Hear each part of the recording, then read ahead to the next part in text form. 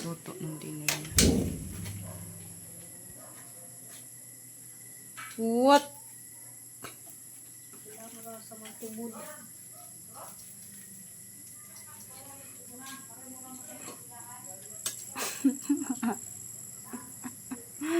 What you making?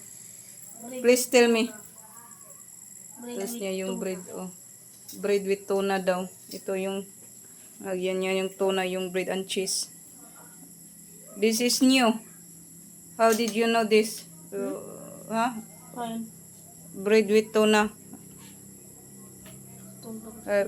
Where? Si Imo. Ito ka. Okay. Ito na guys, oh. Yung bread and tuna, hindi nilagay niya doon, fried niya.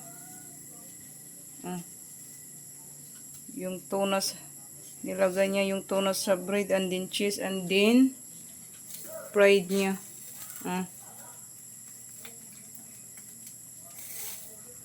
May pinagmanahan talaga ito.